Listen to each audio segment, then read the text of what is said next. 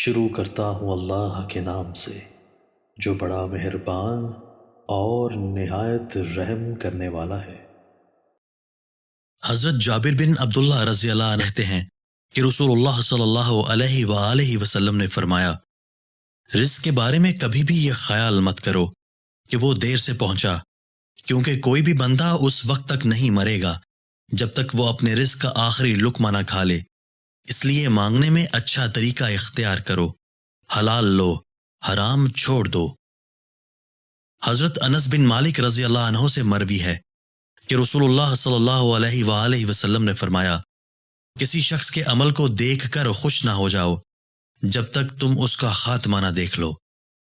کیونکہ عمل کرنے والا ایک طویل عرصے تک نیک عمل کرتا رہتا ہے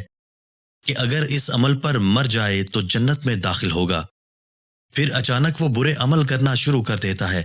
اور کوئی شخص طویل عرصہ برے عمل کرتا رہتا ہے کہ اگر اس عمل پر مر جائے تو جہنم میں داخل ہو جائے، پھر اچانک وہ نیک عمل شروع کر دیتا ہے، اور جب اللہ تعالیٰ کسی بندے سے بھلائی کا ارادہ کرتا ہے تو اسے اس کی موت سے پہلے استعمال کر لیتا ہے، اس کے لیے نیک عمل کے دروازے کھول دیتا ہے، پھر اس کی روح قبض کر لیتا ہے۔ دوستو، اللہ تعالی ہمیں ان احادیث مبارکہ پر عمل کرنے اور اپنی زندگیوں کو سنوارنے کی توفیق عطا فرمائے۔